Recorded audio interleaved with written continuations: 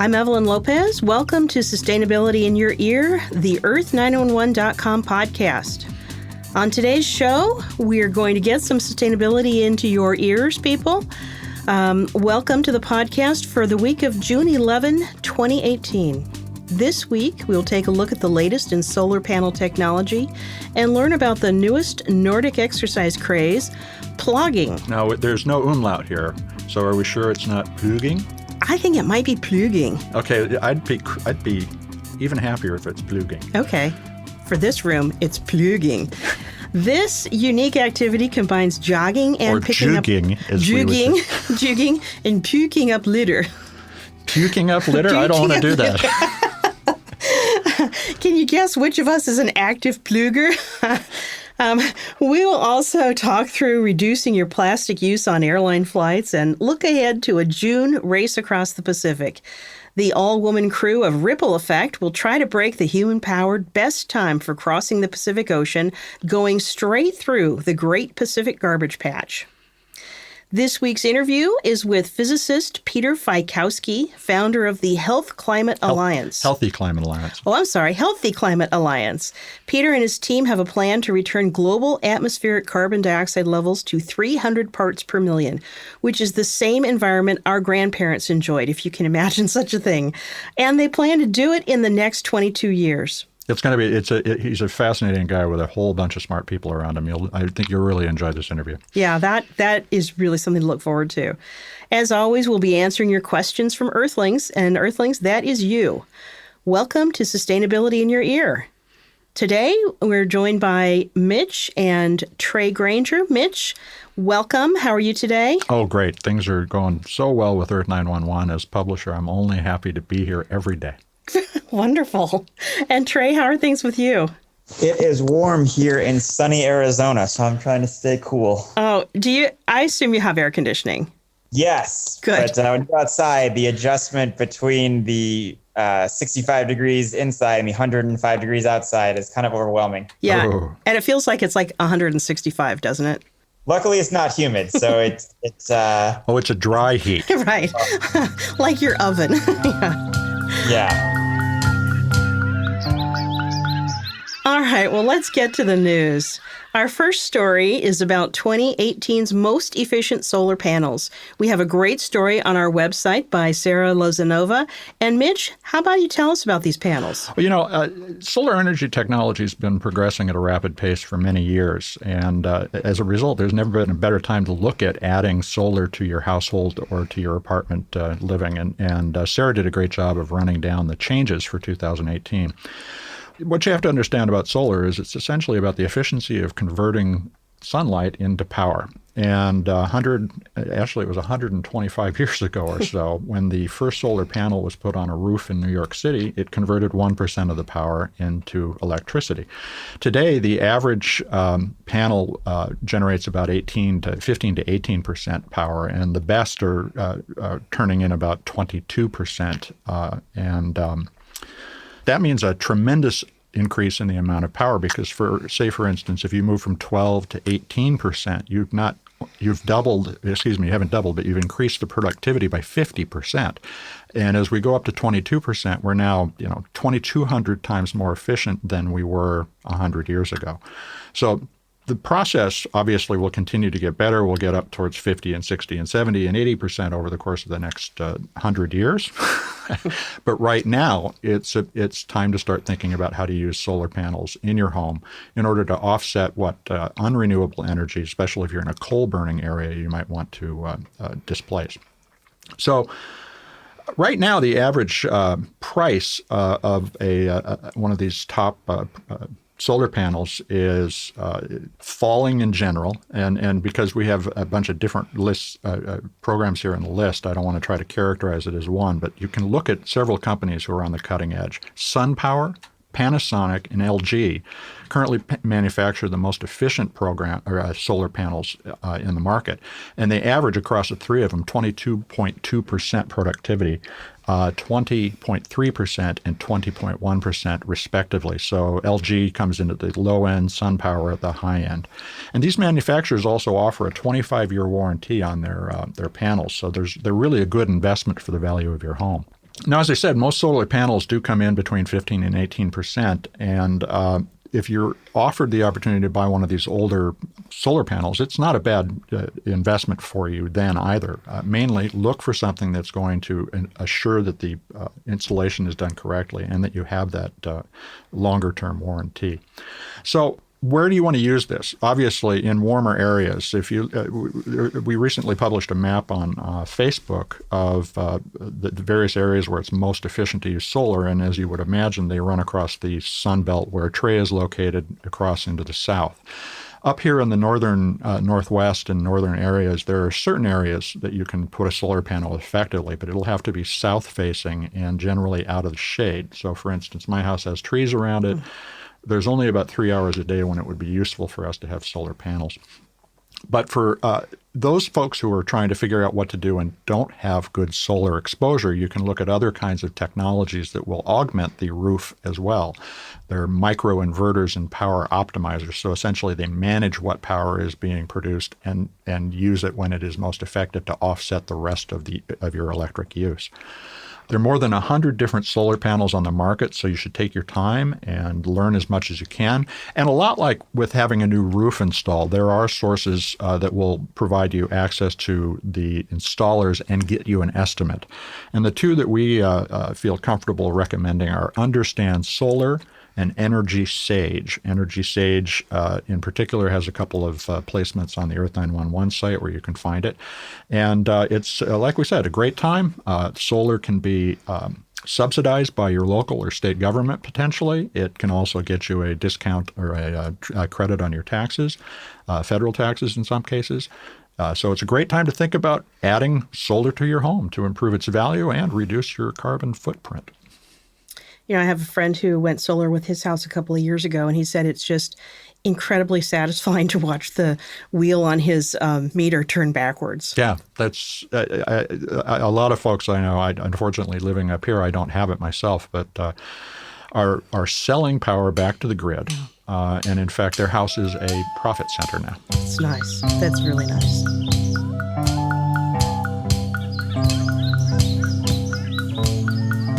Well, our second story is about plogging or plugging.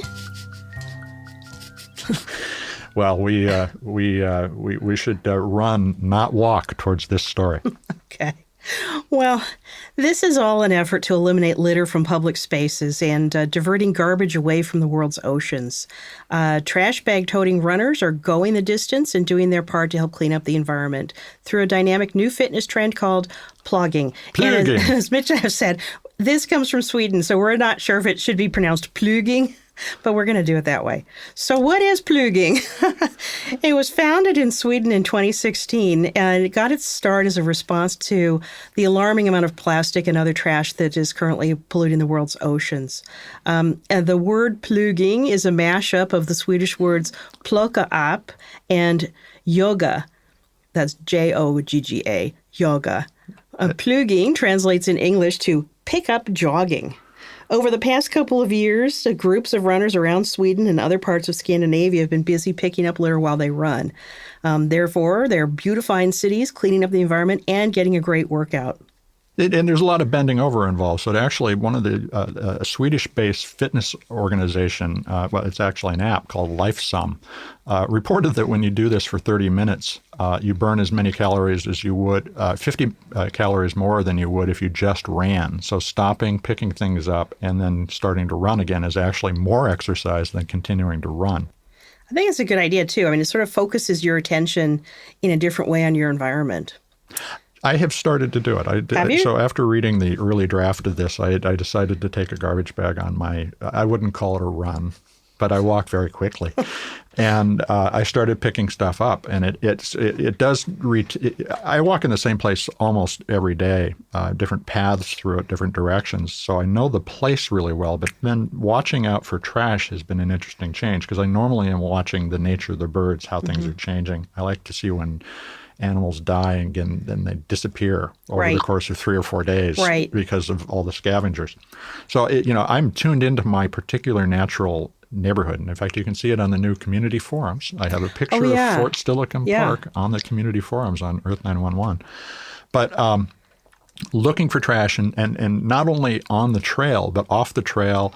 I found a beer can in a tree. Wow, that there's a story there. Well, yeah.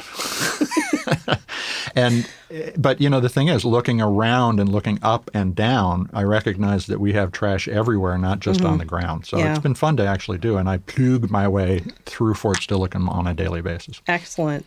Well, you're not alone in that. Another environmental advocacy nonprofit, this one in Nebraska, is dedicating the entire month of June to this eco-friendly activity. And the national nonprofit Keep America Beautiful has also become a champion of plugging. They note that litter impacts our quality of life and economic development and often ends up, in the waterways. So they're hoping that plugging will catch on because it's a simple and fun way to have everyone take part in creating cleaner, greener, more beautiful communities. Well, I'm looking forward to it. Trying out this LifeSum app, which you can get on the App Store and Google Play as well. So I guess there's a plugging activity that you can set yourself to be measured on. I'm going to try that. That's excellent. Well, I asked friends on Facebook if any of them generally brought a bag with them or picked up litter on their runs, and the one particularly avid runner said he does, but you have to be careful because if you're really in a run training for a marathon, it can ruin your pace. Most of the others said that they do pick up trash either when they're walking, like when they're walking their dogs, or if they're hiking. And that kind of reminded me of the story we had a few weeks back on earthing. Yep. In lieu of fishing, picking up trash in lakes and streams and things Patty like Roth's brilliant idea to use to fish without a hook. Right. So we're full of ideas. In fact, more ideas, less waste, of course, is the whole slogan of the site. So that's right. Hey, we're living the dream. That's right. Well, speaking of more ideas, Mitch, our next story is 5 tips for a plastic-free airline flight. Tell us about that. Lauren Murphy, one of our writers, submitted this a couple of weeks ago. It's up on the site now. The airline industry is not good on carbon footprints. Burning an immense amount of jet fuel to move 300 or 400 people across the country is actually really bad for the environment. But what goes on inside the airplanes is also bad. That is, all the plastic and packaged food that they're providing us results in, according to the International Air Transport Association, 5.2 million tons of waste in 2016. And that only increases as more people are flying and as airlines move from particularly serving meals with steel utensils to selling us ridiculously expensive packaged food with plastic utensils. So Lauren came up with 5 things you can do to save on your next flight. And it takes just a little preparation before you go. And this is what we suggest. First, think about using a reusable cup. Bring along a cup for them to fill up rather than have them hand you 1 or 2 plastic cups or more during the course of your journey. So a lot of times flight attendants will kind of, double take on that, but they'll get used to it if you keep doing it. So bring a recyclable or a reusable cup on the plane. It also avoids the problem of having to buy water, dump it out, and then refill the water when you go inside. So there's a lot of different ways that you can think about reducing plastic. And like I said, the airlines no longer give you flatware, steel flatware. So it's on you to bring your own reusable ones, whether or not you travel with your own silver. I don't know whether actually could you get through TSA with a fork? I wonder. I don't know. It may be a fork, but probably not a knife. Yeah. So I guess think in terms of bringing your own plastic reusables. Yeah, or bamboo. They have some nice bamboo items. Yeah, we're going to have a great bamboo interview next week on the show, by the way. So then the other thing is you never know when you're going to need a bag. So bring a shopping bag just as you would if you were going shopping to deal with purchases at the airport. And I'd never really thought about this before, but a mall and an airport are almost the same thing today. So just as when you head to Trader Joe's, you take a bag to the airport to carry things on the plane. And finally, pack snacks because the peanuts and the what is it they hand me on United that I never eat? Sometimes it's pretzels, but sometimes it's some form of flatbread which was made in 1812. Tasty. Yeah. And packaged in plastic some 100 years later and given to me. But all of those wrappers are just trash that we need to get out of the system as much as possible. So again, if you bring along your own snacks, bring them in your own bags, preferably not a plastic one, but something reusable and safe, you'll make a big difference. Think about bringing your own bag of nuts, granola bars, anything you can do to say no to that packaged material. And then there are a couple of things with regard to drinks. First off, we all know, and it's become painfully clear recently when I think that the whole movement about straws was really kicked off by a photo of a turtle with the straw stuck in its nose, which was just sad. Terrible. But, plastic straw awareness is rising rapidly, and you can bring along a bamboo straw, you can bring along a reusable metal straw, but then again, maybe TSA will say, what is that? Some sort of device for overtaking an aircraft? But think ahead. Don't use the straws, and as much as possible, say no to the kinds of drinks that come out of the most wasteful containers. So think about how many bottled water bottles, particularly if they're giving you little tiny water bottles we're talking about. Right. So again, if you've brought your own cup and your own water on the plane, you're going to be much better off, or at least I should say the Earth will be much better off when you get off. And as we said, the airlines are not an eco-friendly alternative to traveling by foot, by other forms of mass transit, particularly the train. But we can make it more sustainable by doing these things. Yeah. I was on a plane on Monday coming back from visiting my parents down in Southern California, and I took Alaska Airlines. And two things I noticed. One, at the John Wayne Airport, they now have the type of water fountains where you can fill up a bottle for water, which I hadn't seen before at an airport, and I thought was really good. Yep. The other thing is that Alaska Airlines is going strawless.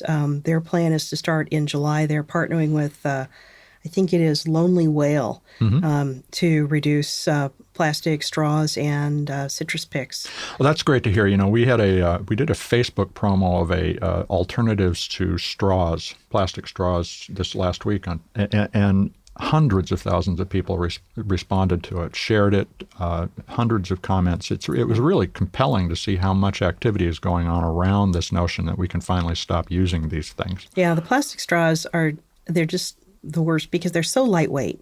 They just get everywhere. And they blow. Think about just if garbage gets loose on an airport tarmac, where's it going to go? Into the nearby water and nature. Yeah, definitely. I think one other type of plastic people don't really think about is headphones. When you get your headphones that they either sell to you or give to you, bring your own because they can't reuse them once they're on your hair. So they're just going to throw them away. So that's a great one. A phone or a Galaxy, just use your headphones from your phone for your music needs. Yeah, that's a really good idea. So if you wanted to listen to what's on the airplane, you do need to bring along a traditional jack. That's one thing to keep in mind because, with the Galaxy, I'm not sure this is the case, but certainly with the iPhone, now they don't have a traditional headphone jack, so you need to have a converter. But absolutely, that's a great catch. I hadn't really thought about the fact that those headphones are being just basically thrown away. Yeah. On that, too, I know one of our local teachers in Tacoma was collecting headphones for testing for her students. There was something involved with they all needed individual headphones for listening to part of the test. So if you do get an airline headphone set, don't give it back to the airline. Pocket it, bring it home, and then there may be a reuse available to you. Yeah. And reuse is always a better alternative than throwing away.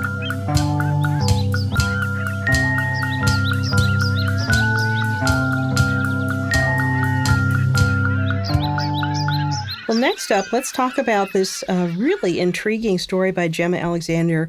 A women-powered team called Ripple Effect is rowing the Great Pacific Garbage Patch. As part of the Great Pacific Race, which is a human-powered contest to cross the 2,400 miles of the Pacific Ocean rowing. And so this is a team that essentially sprung out of the University of Washington's women's rowing team. But it's an international group, and they're bringing together a team who will row day and night in 2-hour shifts all the way across the Pacific, but they're going through the Great Pacific Garbage Patch. So, Evelyn, tell us about the Garbage Patch. Well, so, this is so interesting. The Great Pacific Garbage Patch is it's a place, how do I start? It's a place where the currents sort of collect. A jeer. Mm-hmm. It was discovered in the 90s. And I have to admit, when I thought of it at first, I thought it was just this giant mound of floating garbage. But actually, it's sort of more sinister than that. It's actually sort of a giant soup of a mess of all kinds of floating plastic. Plogging and plastic. I know. A lot of it is fishing nets, but also all kinds of microplastics. So we're talking about straws, bottles, everything you can imagine. It is 600,000 square miles. And that's only in the Pacific. We have 5 gyres in the world's oceans. So there's a Mediterranean garbage patch. There's an Atlantic garbage patch. There's an Indian Ocean's garbage patch as well. And the garbage patch in the Pacific in some places is as deep as 9 feet. Really? That is amazing. There are some really good photos on this on the story on the website that just shows it's just disgusting. I mean, It's just like a stew of garbage and water. So one of the things that I'm really interested in this story is that they are going to be daily taking video and sending it back so that we can all sort of watch their progress as they go through the garbage patch. And I think that's going to be very powerful. As you said, the straw in the turtle's nose was kind of a big wake-up call for, how dangerous straws can be.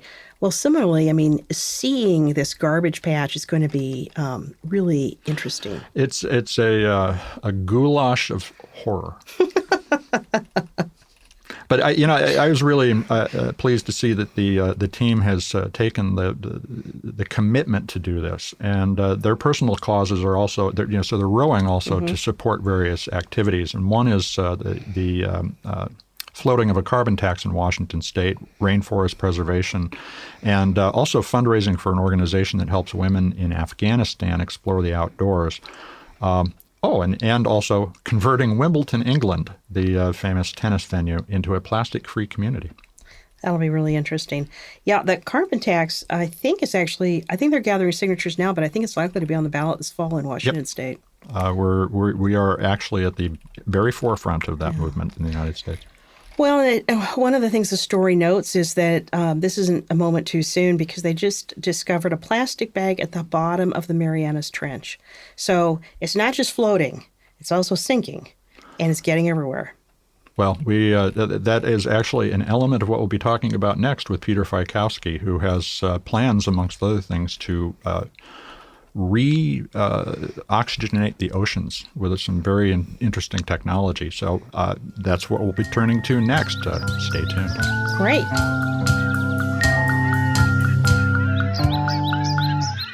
Welcome back to Sustainability Near Ear, the Earth911 podcast. I'm Mitch Ratcliffe, and today on our interview segment, we're joined by Peter Fiekowsky, who's an entrepreneur and physicist who has started the Healthy Climate Alliance. The Healthy Climate Alliance is a nonprofit organization working with climate actors, people in the community, business leaders, policymakers, activists, scientists, communicators, and other people who have a stake in the future to bring the idea of restoring a healthy climate into the global conversation. And I met Peter recently at a Earth Day event, at a gala event, and he walked up and he just started talking to me about the fact we can fix the world. So Peter, I was stunned by the fact that things aren't hopeless. You didn't start off by telling me the world was going to end. You started off telling me we could have a better world. So tell us about the Healthy Climate Alliance. Yeah, the Healthy Climate Alliance is committed to the fact that we can reverse global warming and restore the climate. And restoring the climate means going back and giving our children the climate that our grandparents had. And in what time frame? Because that's the surprising thing to me. Oh, that's great. We use the number the year 2050. So we're talking about 32 years from now, we can get back to our grandparents' environment. That's right. That's right. I can tell you more about how we picked the year 2050. Yeah, please do. Okay. Well, I'm a physicist and an engineer and entrepreneur. And the way we do things in engineering is someone tells us, here's what I want. I need a machine that does this, a factory that does that, a house that does this other. And I need it by Thursday or next year or next century. And we design it. And so when we went out looking at how do we restore the climate, the first thing we have to say is, what does that mean? And by when do we want to do it? And so I'm going to dive into our history a little bit. The way I got into restoring the climate is for 30 years, I was advocating as a volunteer for poverty issues. So I went to Congress and we got Congress to fund fantastic things, immunizing all the world's kids, giving AIDS treatment for people, leading to the end of what's now looking like the end of AIDS in another few decades. And we saw that poverty work was going to go down the tubes if we didn't restore the climate, because clearly in tropical areas, harvests were going down, the forests were collapsing, and so on. And so a group of people, not so much myself, started the Citizens Climate Lobby. And I was advising them because I had a lot of experience in advocacy in Washington as a volunteer. And my first question to them was, okay, good, let's succeed in this. What do you want to achieve by when? And they looked at me blankly. They said, I don't know. The scientists told us that we should put a price on carbon. That would be a good thing. I said, well, that's really a good thing. But if you do that, what do you achieve? Right. And there was silence. And they said, okay, Peter, you're in charge of the 100-year plan group. Figure out what it is we want to do on the climate so we can say what and by when. And that's how we do engineering. So today, the carbon dioxide level in the atmosphere is about 411 parts per million. What would it be if it was back to our grandparents' era? Well, 300 parts per million is the number that we use. And if I was an argumentative scientist, I could argue about that. But anything below 300 is clearly survivable. We know that anything above 350 is not survivable, and that's why some of your listeners may have heard of 350.org, because that's a level above which if the CO2 gets above that, we're not going to survive. Now, you may have noticed that we passed that point 30 years ago. Yes. So as one of my big frustrations with the climate conversation now is it's been 30 years. What we've been doing hasn't worked. It's not working now, and it won't work. What we need to do is get the carbon out of the atmosphere. Emissions reduction is vital, but we got to get the carbon out of the atmosphere. So even if we do reduce our carbon outputs, there's so much in the atmosphere that if we don't get it out, we still continue down the path we're on. Absolutely. The CO2 stays in the atmosphere at 1,000 or 2,000 years. And so we'll be long gone if we don't get the carbon out. And we can. Well, so what are the different ways that you're talking about? I know we're going to focus on one of them today, but kind of give us a broad view of the different Healthy Climate Alliance initiatives that you believe will help us restore the climate. Yeah. Well, your listeners certainly know about growing more trees and growing things in the ground which store carbon in the ground. And that's valuable and important. But it doesn't scale very well, because if you give up cropland for trees, that's bad for people. So we have a term we call restoration scale carbon dioxide removal. And when you look at things through that lens, then you can store CO2 on land, or you can sequester it on land or in the ocean. On land, you can do increased plants. You can do photosynthesis, but it's competing with humans. And so although it's good, it's not at the right scale. What you can do is mineralize. You can take CO2 and do the same and turn it into limestone, turn it into rock that you can use for paving. And it's the same thing that clams and that shellfish do. And that's called mineralization. It's actually very low energy. And the amount of rock we use for for concrete globally is enough so that in 30 years, if we made that rock from CO2, and we know how to do that, right, then we could actually pull all the excess CO2 out of the atmosphere in 30 years.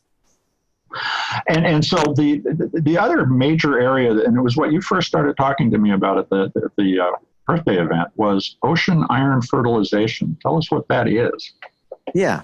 So you have, I mentioned the land, and then in the ocean is 3/4 of the surface of our planet.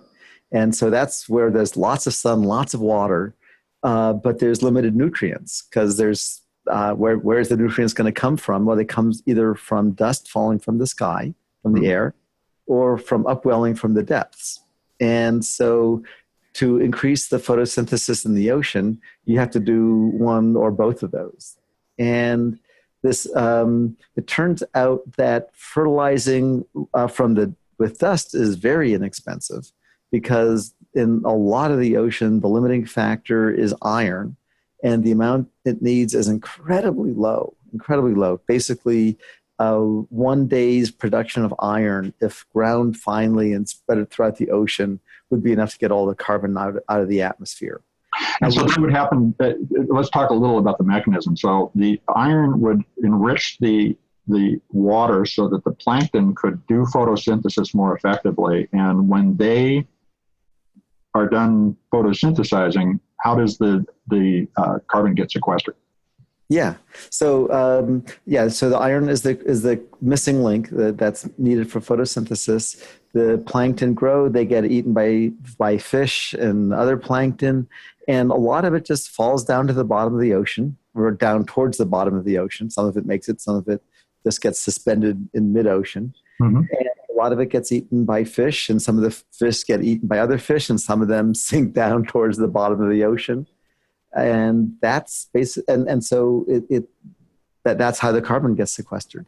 So nature doing its thing just is accelerated by the iron. That's right. In fact, when if you get coal, it's essentially formed that way. It was in shallow seas millions and millions of years ago. There was photosynthesis. The plants fell to the bottom of the sea and just stayed there, and eventually. And this is something that when we first talked, I thought you were saying that you would just do this everywhere. But as I looked into it, and you and I have exchanged some notes about this as well, it's really about picking certain places, it sounds like. And so can you talk about where this has been tested and what the results were? Yeah, so the biggest test was done in 2012 off the Gulf of Alaska. And it was about 100 by 100 kilometers, and it was only like 70 tons of iron for that whole area.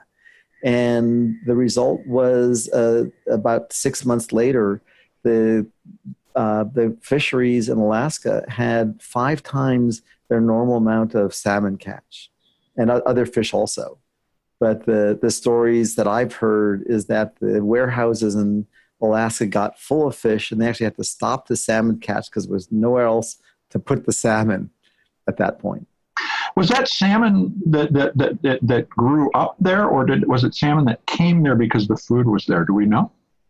These fish swim a lot, and so the stories I heard is some of the fish that they found had come 1,000 miles to feed off of the very area of plankton. That was in the fall of 2012 when they did the experiment. And this was also controversial. Russ George, who did this, felt some heat. What was the outcome, and why is this controversial? Yeah, well, let's see. There's a lot of reasons it's controversial, but the fundamental problem has been that our climate policy has been to reduce emissions. Mm-hmm. And so a number of green organizations said, oh, wait a minute, if you pull CO2 out of the atmosphere and the CO2 goes down, that's just going to give us permission to put out more emissions. Mm-hmm. And so they complained and did a sort of a vicious campaign against him. Now, I can understand, because if you read the UN reports, indeed they say we have to focus on reducing emissions, and those green organizations were correct. that it would reduce the pressure if we reduced emissions by pulling it out of the atmosphere. So what my organization is doing is saying, let's be straight about it. What we want is a healthy climate, and that means a low CO2 level in the atmosphere. And which may include management as well as removal, and so these are two thrusts of activity that need to go together, not separately. That's right. And they'll be what we call asynchronous, which means that they'll go up and down at different rates. So, for example, right now, as we're converting our cars to electric gradually, and our lights are maybe half converted to LED, it becomes a little bit more difficult every decade to switch over to clean energy because the easy things are gone. Right. It's going to be the opposite in carbon dioxide removal. It's going to be for many decades, it'll get easier and easier and easier to remove carbon dioxide as our technology improves. And so they should be treated as very separate processes because one's getting easier while the other one's getting harder at the moment. Okay, so the Healthy Climate Alliance is really helping the policymakers and business leaders understand how those asynchronous motions of more emissions or less emissions and more removal or less removal can be used to create a harmonic or an environment in harmony. Yeah, do it harmoniously. Now, fundamental to that is the main thing that you and I spoke about before the show is that you got to start with an optimism. You have to say, listen, I'm committed to my children, that they have a planet that's beautiful to live on. And to do that, obviously, we have to have the same climate that our species had when our species evolved and that our civilization had as our civilizations evolved over the last 1,000 or 2,000 years. And if we don't have that, life is going to be very difficult. So if we want that, then that needs to be our goal. And that's a very exciting thing to realize, oh, we can do that. And as I started saying a little earlier, once you say you want to do it, you ask the engineers, can we do it? The engineers say, yeah, when do you want it done by? And so going back to the question earlier, I told them, okay, let's do it by 2050 because it's a round number. And that's what's really, I mean, having worked with engineers closely for the last 25, 30 years, I absolutely recognize the plausibility of what you're saying because you're not talking about any need to discover new science. All of this stuff is already figured out. Yeah. Well, there will be more goodies coming. Sure. I know creativity, yes. Well, and so as science advances, technology advances, this becomes a much more manageable problem. So let me ask you this. We get to 300 parts per million or thereabouts. Mm-hmm. What happens to the climate? How will we know it's working? Well, there's two parts, actually. So we get the carbon dioxide out, and people can picture that happening. Mm-hmm. Definitely can happen by 2050. Many people ask me, can we do it by 2040? The answer is, yeah, of course we could do it by 2040, but it's not a round number. So let's get on the way to. And it might cost 3 times as much, too. It might be, and it might not, but you get started, and then we'll do course corrections. But the other part is you've got to refreeze the Arctic ice. So the Arctic ice is melted. 80% of the Arctic is melted now. And that means that in the summertime, when the sun is shining 24 hours a day on that now dark blue ocean, it's being absorbed and warming the ocean. Mm-hmm. 15 years ago, it was shining on white ice, reflecting the sunlight right back into space. That's now 30% of the excess heat warming up our planet.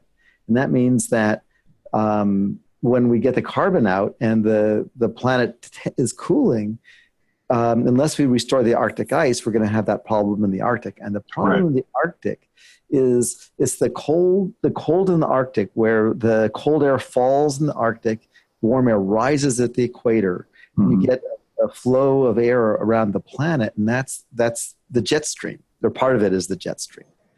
With a warm Arctic now, that jet stream is weak.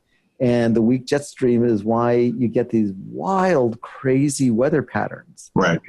And so you got to restore the Arctic ice. And once you do that, then we'll restore the normal kinds of weather patterns. So you don't get the big floods we get and the big droughts that we get.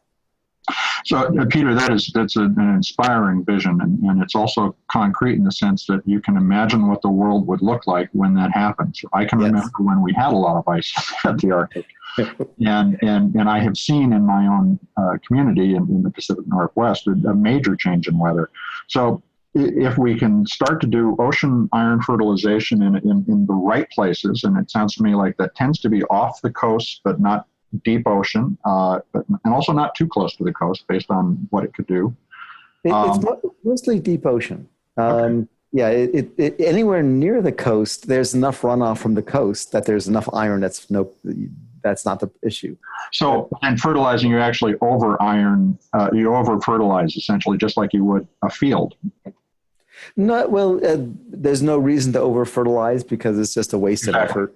Yeah. So you want, just like if you're doing serious agriculture, you put out sensors, you figure out what's needed. Yeah. As I said, the amount of iron is insanely low. And so you don't really worry about over fertilizing because from the iron perspective, anywhere near the coast, you're way over fertilized with iron, but it doesn't cause any damage. Okay, great. So I learned something new, and then of course we can get back to having normal weather. We can get back to having polar caps. Yes. Idea, and there are a lot of jobs that can be created by the fact that we're pulling the carbon dioxide out of the environment and using it in construction, for instance, or managing these sensor networks. So it's a really great economic vision, not simply one that says, look, everything could be better. You're really tying this to the fundamentals that move people, and that's great to hear. Yeah. Well, the biggest thing for me is I don't have any grandkids, and I do want grandkids, and I really want a planet that I can give them and be proud of and say, grandkids, take that. This is better than my grandparents had. And I think we can get people excited enough to do this. So what I'm looking forward to is continuing this conversation on EARTH911. This has been a great start. Peter, I want to thank you for the time you took today, and I look forward to inviting you back to continue the discussion. Next time I want to hear about how we're going to build things with carbon dioxide. Great. Very good. I look forward to it, and thank you. Thanks, Peter. That was Peter Fiekowsky, the founder of the Healthy Climate Alliance, a physicist, and a very successful entrepreneur as well. So we'll be back with the rest of the show in just a moment. Well, that was really interesting. And again, Mitch, I always ask you this, but when you talked with Peter, was there anything that was a real surprise to you? Well, I met Peter about a month and a half ago now at the Earth Day event in Washington, D.C., and he walked up to me and started talking about ocean iron fertilization, which, of course, we just heard about. And I had never heard of the idea of fertilizing the ocean with finely ground iron ore in order to get oxygenated water, because we heard all about it. I won't try to explain it again. No. But that was really surprising. There are also, and we'll be talking with Peter again in the future, about direct air capture of carbon dioxide, which is literally pulling carbon dioxide out of the atmosphere using chemistry. Wow. And the Healthy Climate Alliance is a whole set of plans. And what I'd really found interesting about Peter at first, and also the group as I've become more involved with talking with them, is that each of them has programs and projects that they can put to work right away. And in many cases, this is not new science. This is just taking something that exists and engineering a solution based on it. So we're going to keep close watch on Healthy Climate Alliance. Oh, that's great. That's great. Out there, one real quick thing. When we talk about oceans for the last two topics. Yeah. What's interesting to me is, for those who don't know, World Oceans Day was on June 8th. And usually they don't have a theme for it. But this year they actually had preventing plastic pollution as the theme for World Ocean Day, which shows you that they're taking it seriously as keep that stuff out of our oceans. Yeah, and of course there was the March for the Oceans in Washington, D.C. as well. Unfortunately, we record this before that actually happened, so we can't say exactly how it turned out. But we have very high hopes, and we were also promoting ways to get involved with that prior to the event. And we're looking forward, if you have stories about your March for the Oceans experience or World Ocean Day, please share them at earth911.com. And always send us your pictures, too. You can send it to feedback@earth911.com. Well, actually, these days you can go right in and join the community forums. And I tried doing that, and I did that the other day. Mm-hmm. So I'm not a super tech person, so it's a little bit more challenging than sending an email. But I'm going to do it because it looks interesting. Well, so the first we have my first challenge for people here in Tacoma was to get together 1,000 people to put $100 each in to get some devices that clean the waterfront. And those are the kinds of things we'd love to have people doing on the community forums. Is talking about solutions and getting people together to do them.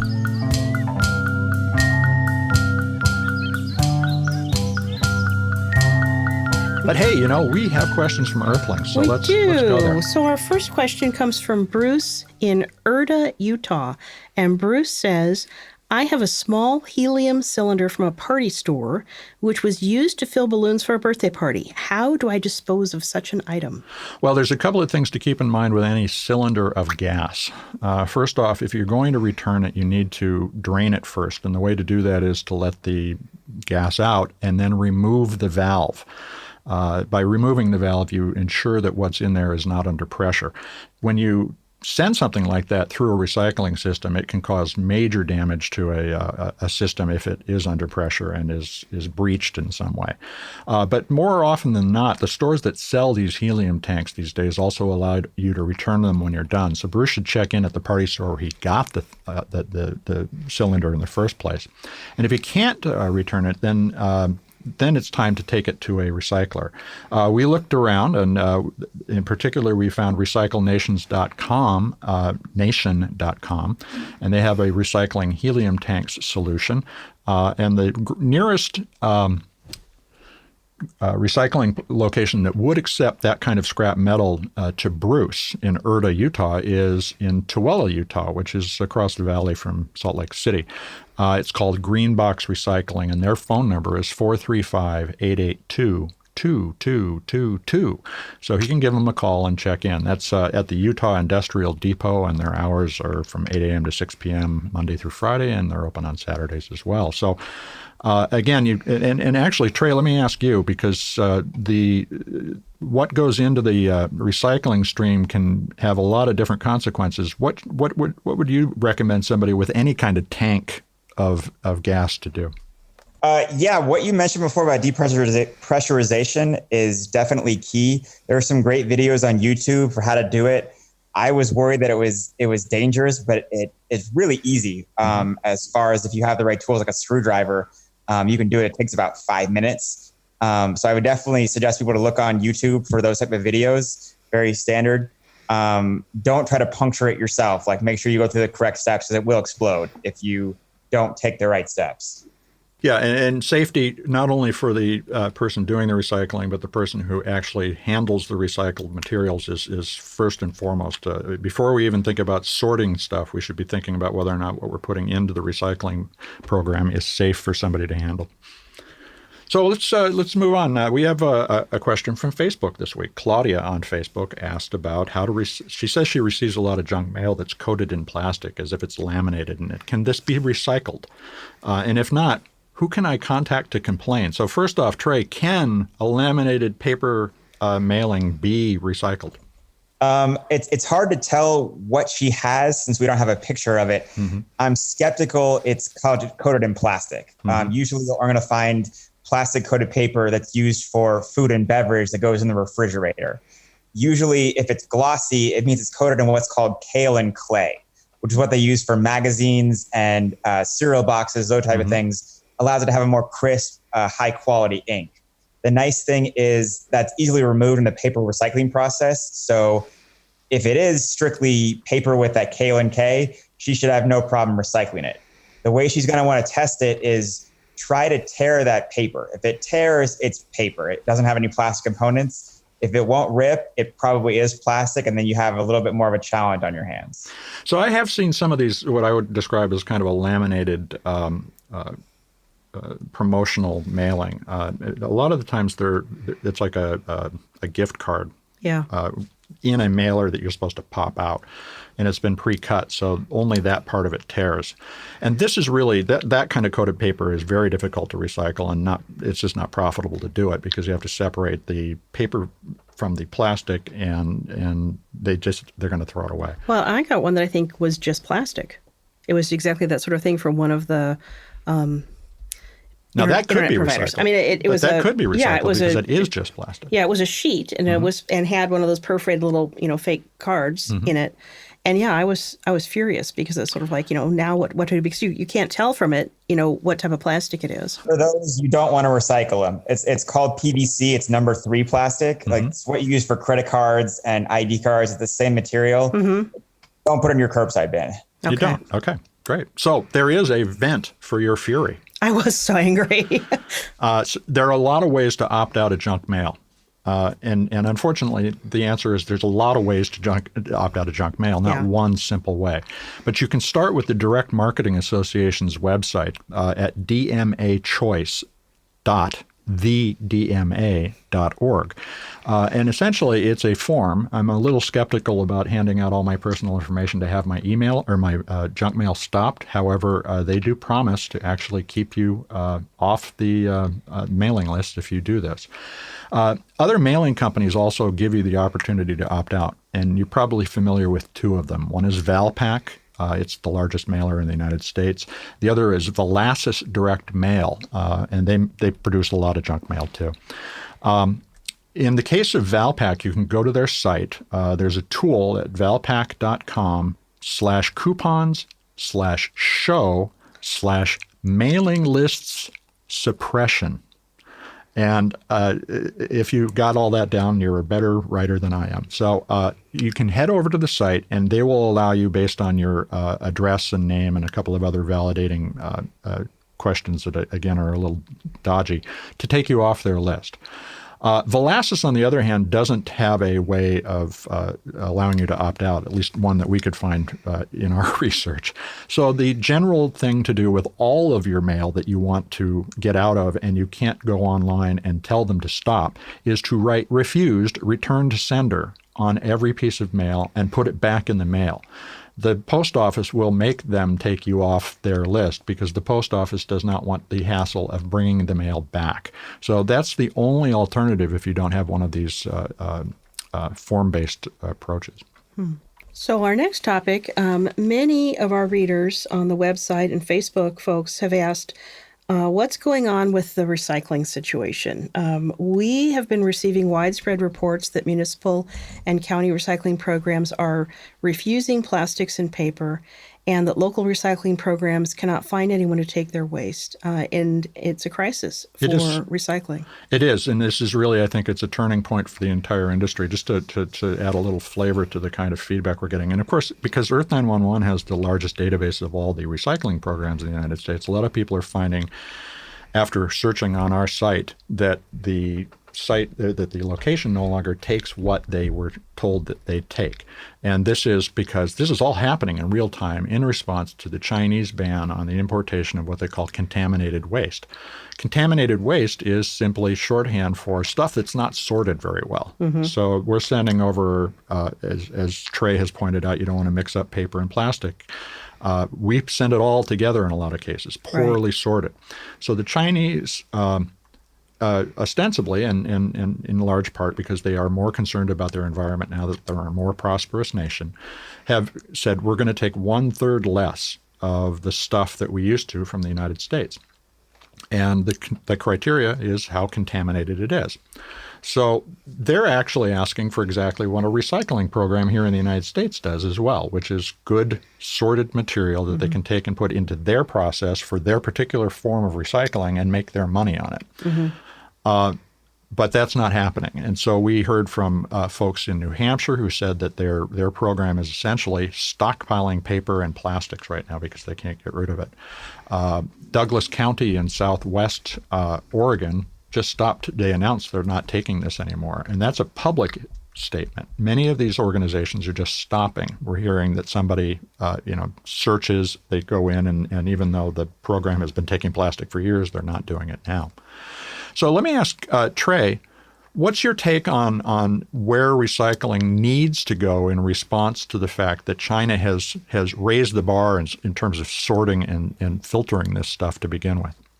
Well, I know our good friends at ISRI would say, and I totally agree with them, this stuff is cyclical. I remember back in 2009 when we had the housing crash, all of a sudden you couldn't recycle metal. There was no market for it because no one was building new homes. And so there wasn't as much of a need for steel, and the markets just crashed. And these recycling programs were in a way starting to panic, like, should we stop accepting this?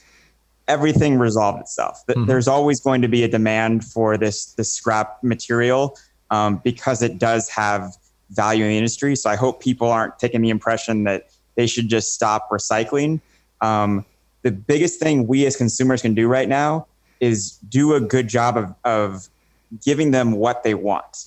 And while Mitch mentioned that some of these programs haven't really specified what they're not taking or changes they may have made to what they're selling, there are certain things that I think people are putting in the bin that they're not going to want in general. Plastic bags is a huge one. If you're putting plastic bags or plastic pouches in the bin, there's some cities in California that will take them curbside. The majority of cities do not want them at the curb. They want you to take them to the grocery store.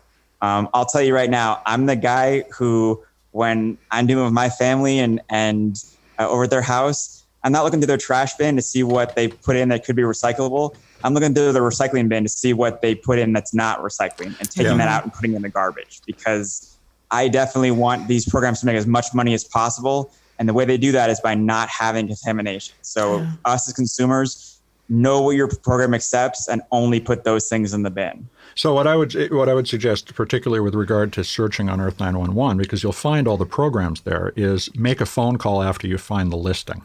Because this stuff is changing very rapidly, and we're going to be making a lot of efforts to keep the database up to date and basically crowdsourcing the problem of doing so over the next few months. But this is an opportunity, I think, for the U.S. to rethink the way that it recycles. We only recycle about 60% of what Europe does. And that means that we can do more. There's a solution already out there operating that we can follow as a model. But we have to find ways to make, as Trey was saying, the waste stream or the recycling stream more efficient so that there is an opportunity to make more money on it. Because unfortunately, we can't afford just to pay for recycling this stuff as a tax on ourselves. We actually have to factor it into the cost of the things that we buy and sell. Right. And so do continue to recycle. And in fact, I would say now that you're going to take the extra time as a consumer to sort better, ask for more accountability from your hauler and from the recycling program. Make sure that they're taking it and doing something with it. Raising the political price of not doing anything is also a response that people can take. One of the things that these discussions has made me do is get even more careful about what I'm buying and try to find things that are not in plastic because the glass and the paper are pretty easy recycling options, and it's really the plastic that seems to be causing most of the problems. Yeah, and I think we are literally at a turning point for the American recycling industry, because it is cyclical, but there's some counter-cyclical events going on as well. So the tariffs that we are putting in place around aluminum and steel have raised the price of steel and aluminum for our overseas partners and conversely for us. But stuff that you mine from our waste stream here in the States is not taxed like that. Oh, interesting. And so domestic steel and aluminum is essentially cheaper than buying it from outside than it ever has been. So there is an opportunity for even greater profit for the people who do start to mine our old economy to create the new one. The real change is going to be when recycling is factored into every step of the process. So when you're planning a product, you're planning for it to be recyclable and recycled. And in the long run, this is the idea of paying for use instead of paying to own and have something exclusively. You may use something for a while and have it taken back. It'll either be recirculated or it will be decommissioned and decomposed into its component parts and used in new manufacturing. And when we get to that circular economy, we're talking about something that is genuinely new and different. And there'll be a lot of new jobs in that environment. That's positive. All right. I think one more point to just point out real quick.